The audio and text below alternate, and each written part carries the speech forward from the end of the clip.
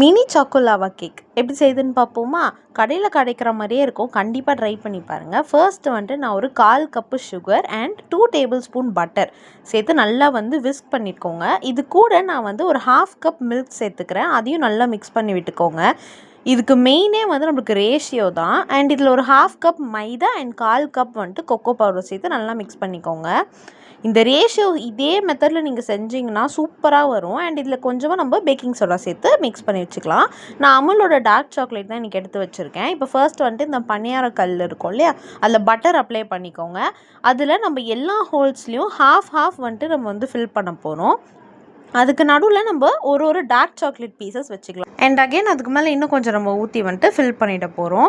நீங்கள் உள்ளே எந்த சாக்லேட் வேணாலும் வைக்கலாம். I am fond of dark chocolate, so அதனால் நான் டார்க் சாக்லேட் வச்சுருக்கேன். அண்ட் வாட் எவர் உங்களுக்கு என்ன சாக்லேட் வேணுமோ நீங்கள் அதை உள்ளே ஃபில் பண்ணிக்கலாம். அண்ட் இப்போ இது நல்லா ஒரு 5 மினிட்ஸ் கிட்ட அப்படியே க்ளோஸ் பண்ணி ஃபுல் சிம்மரில் வச்சிடணும். அண்ட் அதுக்கப்புறம் நான் திருப்பி போட்டு ஆயில் ஸ்ப்ரே பண்ணி வச்சுருக்கேன்.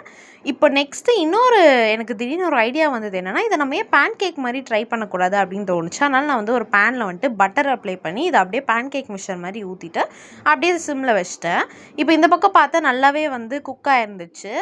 ஸோ அதனால் நம்ம எடுத்து பிளேட்டில் வச்சுக்கலாம். இதுவுமே ரொம்ப சூப்பராக வந்துருந்துச்சு. நான் எக்ஸ்பெக்ட் பண்ணாத ஒன்று வித்தியாசமாக கிடச்சிருந்தது அப்படின்னோடனே பேன் கேக் டெக்ஸ்சர் செம்மையாக இருந்துச்சு. அதே மாதிரியே வந்திருந்தது.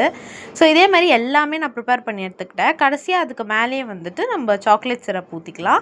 அண்ட் சாக்லேட்டை கிரேட் பண்ணி கொஞ்சம் போட்டுக்கிட்டேன். அதுக்கு மேலே நான் கேஷ்யூ ஃபுல்லாக கிரேட் பண்ணி போட்டிருக்கேன், கேஷ்யூ நட்டை. நீங்கள் ஒயிட் சாக்லேட்டும் அதே மாதிரியே போட்டுக்கலாம். ஸோ செம்ம டேஸ்ட் அண்ட் பவுன்சியான ஒரு mini choco lava cake ready. எவ்வளோ சாஃப்டாக வந்துருந்துச்சுன்னு அது சொல்லவே முடியல. அவ்வளோ சாஃப்டாக இருந்துச்சு.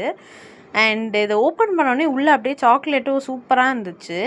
எனக்கு டார்க் சாக்லேட் ரொம்ப பிடிக்கும் அப்படின்றதுனால அந்த டேஸ்ட்டு, அந்த சுகர் ரொம்ப திகட்டாமல் எல்லாமே பர்ஃபெக்டாக இருந்துச்சு.